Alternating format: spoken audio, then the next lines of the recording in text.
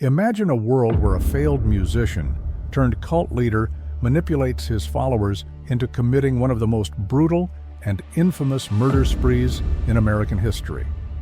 How did Charles Manson convince his family to kill for him? Find out in this chilling true crime story that will leave you questioning how far devotion can go.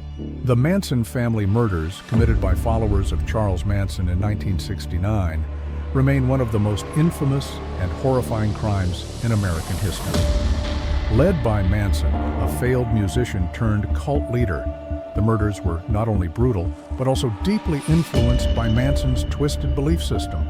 This horrific series of killings would leave a permanent mark on American culture, symbolizing the dark side of the 1960s counterculture movement. Don't miss the full story. Hit that subscribe button and turn on notifications to dive deep into the chilling details of the Manson family murders. Stay tuned for more shocking true crime content. This detailed account covers the background of the Manson family, the crimes they committed, their eventual arrest, trial, and sentencing, as well as the lasting impact of the Manson family murders. Charles Manson's early life. Charles Manson was born on November 12, 1934 in Cincinnati, Ohio. His early years were marked by neglect and instability. His mother, Kathleen Maddox, was a teenager when she gave birth to Manson, and her lifestyle was erratic and criminal. Manson was often left to fend for himself, leading to early encounters with the law.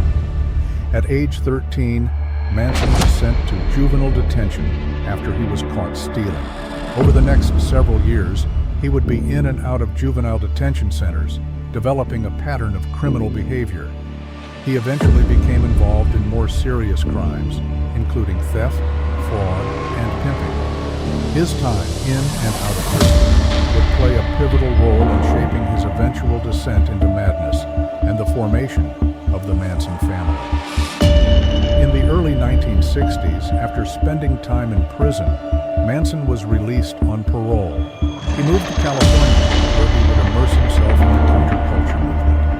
During this time, he became deeply influenced by the teachings of Scientology, which sparked his interest in mind control and manipulation. At the same time, Manson began to develop an obsession with the Beatles, particularly their album, The White Album, which he interpreted as containing apocalyptic prophecies. The formation of the Manson family in the mid-1960s, Charles Manson began to gather a group of followers who would become known as the Manson family. Manson's charismatic personality and ability to manipulate vulnerable individuals, particularly young women, were key to his ability to attract followers. Many of his followers were disillusioned young women who had left their homes to join the hippie movement in California. They were searching for meaning and purpose, and Manson presented himself as a messianic figure who could provide that. The Manson family's base of operations was the Spahn Ranch, an abandoned movie set in the hills of California. The ranch provided the family with a secluded place to live and a sense of isolation from the outside world. Manson exerted total control over the family using mind control techniques, drugs, and psychological manipulation to keep them loyal and obedient. One of the core beliefs of the Manson family was the concept of Helter Skelter. Manson interpreted this term, which is a Beatles song, as a prophecy of an impending race war between black and white people. He believed that this war would lead to the collapse of society, and that the Manson family would emerge as the ruling class after the conflict. Manson also indoctrinated his followers with bizarre beliefs about their role in this apocalyptic vision.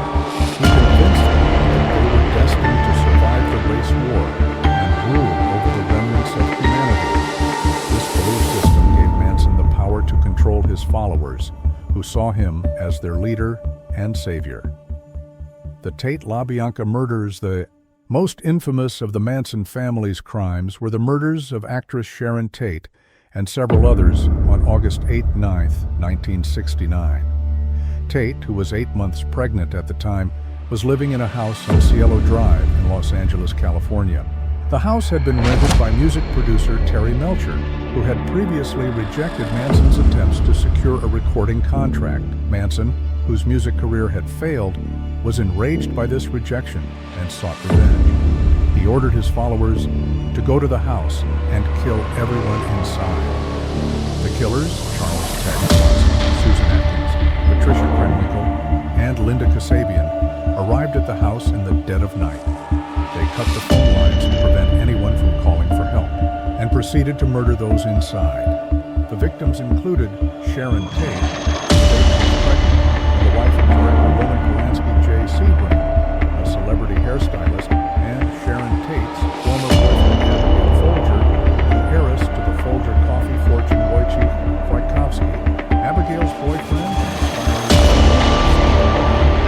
friend of the caretaker, happened to be visiting the property. The murders were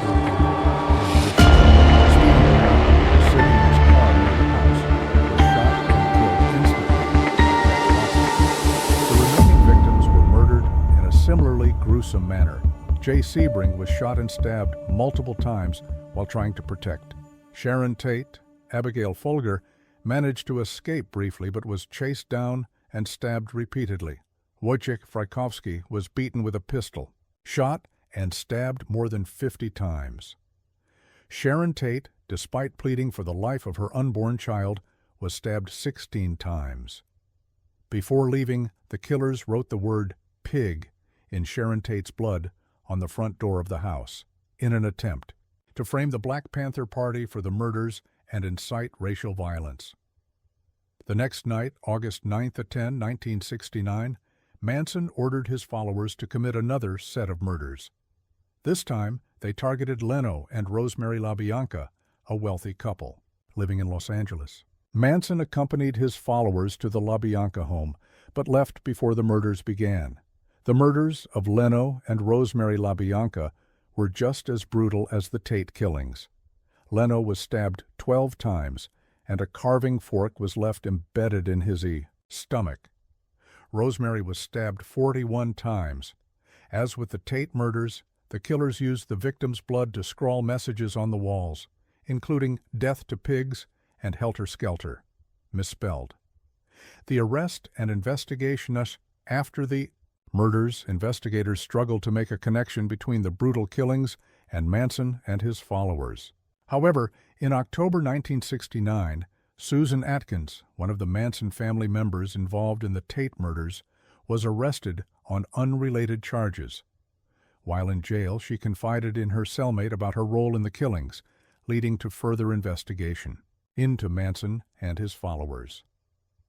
As the investigation unfolded, police learned about Manson's control over his followers and his bizarre belief system.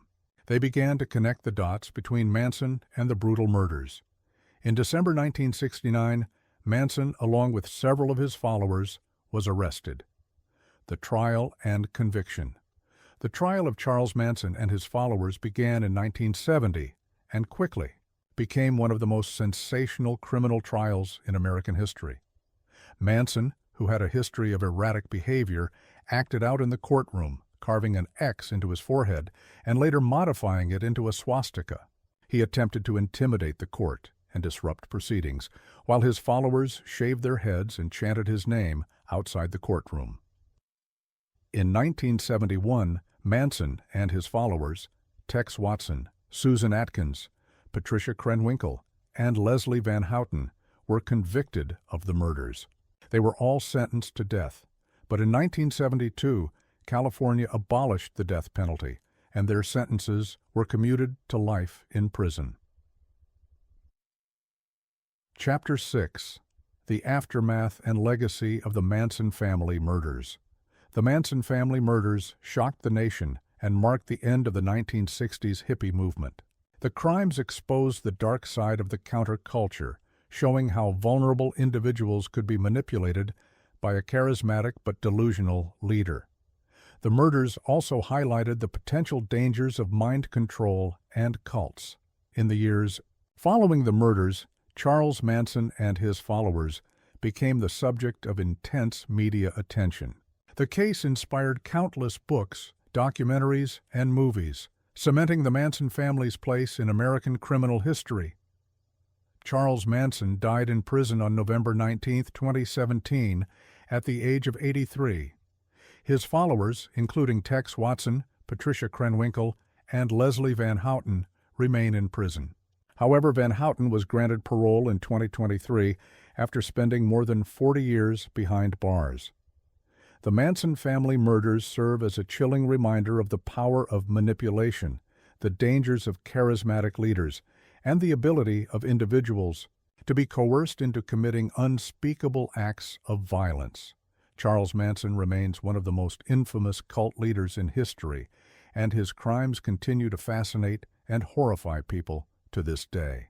The legacy of the Manson family murders endures as a symbol of the destructive power of fanaticism, mind control, and ideological extremism.